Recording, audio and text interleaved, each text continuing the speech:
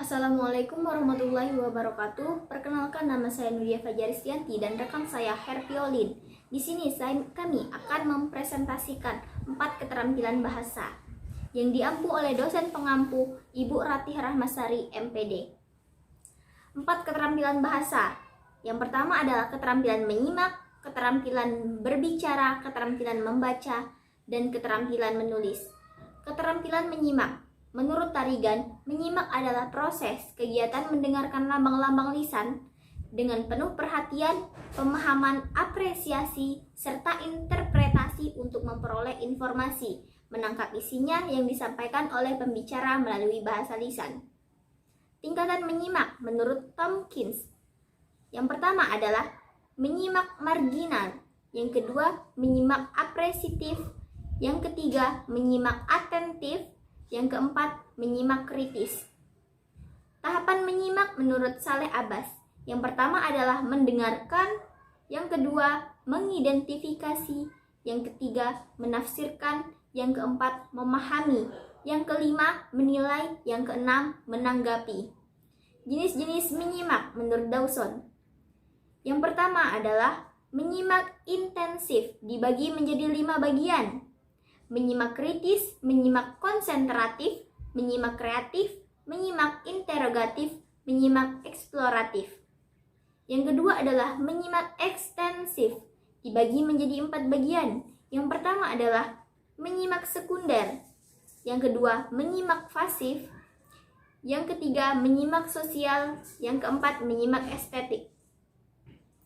Keterampilan berbicara. Menurut Tarigan, kemampuan mengucapkan bunyi-bunyi artikulasi atau kata-kata untuk mengekspresikan pikiran, gagasan, dan perasaan. Yang kedua, menurut KBBI, berbicara adalah berkata, bercakap, berbahasa, melahirkan pendapat secara lisan, berunding, merundingkan. Jenis-jenis berbicara. Yang pertama adalah berbicara satu arah, seperti pidato, ceramah. Yang kedua adalah berbicara dua arah, seperti diskusi, debat, seminar, simposium. Tujuan berbicara, yang pertama adalah mendorong atau menstimulasi, yang kedua adalah meyakinkan, yang ketiga menggerakkan, yang keempat menginformasikan, yang kelima menghibur. Syarat berbicara menurut Tarigan, yang pertama adalah pengirim, orang yang menyampaikan pesan. Yang kedua, pesan, isi yang menjadi bahan pembicaraan. Yang ketiga adalah penerima, orang yang menerima pesan dari si pengirim. Yang keempat adalah media, bahasa lisan. Yang kelima, sarana, waktu, tempat, suasana, peralatan yang digunakan dalam menyampaikan pesan. Yang keenam adalah interaksi, searah, dua arah, atau multi arah. Keterampilan membaca, Hakikat membaca, Spodek dan Saracho 1994. Membaca merupakan proses memperoleh makna dari barang cetak. Screwley dan Montaigne 1995. Suatu yang rumit dan melibatkan banyak hal, tidak hanya melafalkan tulisan, tetapi juga melibatkan aktivitas visual, berpikir, psikologis, linguistik, dan metakognitif. Tahap membaca, Ahmad Rofiuddin dan Darmiati Kombes 1996 membagi 3 tahap. 1. Tahap persiapan, 2. Tahap perkembangan, 3. Tahap transisi. Tujuan membaca, Repres dan Terempli 1978. 1. Memperoleh informasi, 2. Memperoleh berbagai petunjuk, 3. Melatih acting, 4. Berkomunikasi, 5. Memprediksi, 6. Memperoleh fakta, 7. Menghibur diri. Jenis membaca, Tarigan 1985 membagi jenis membaca. 1. Membaca nyaring, 2. Membaca dalam hati yang terdiri atas membaca intensif dibagi, membaca survei, membaca sekilas, membaca dangkal, membaca intensif dibagi menjadi membaca telaah isi, membaca teliti, membaca ide-ide, membaca telaah bahasa, membaca sastra. Keterampilan menulis, Semi 1990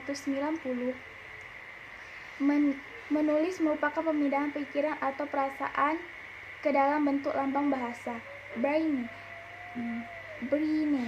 1988, menulis tidak hanya membuat satu kalimat atau beberapa hal yang tidak ada hubungan, tetapi menghasilkan serangkaian hal yang teratur, yang berhubungan satu dengan yang lainnya dalam gaya tertentu. Tujuan menulis Hugo Hartig 1973 30-31. 1. Tujuan penugasan. 2. Menyenangkan. 3. Mempengaruhi.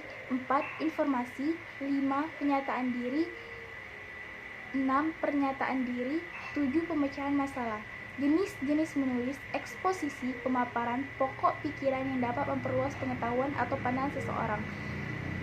Deskripsi, penggambaran dengan kata-kata suatu benda, tempat, suasana, atau keadaan.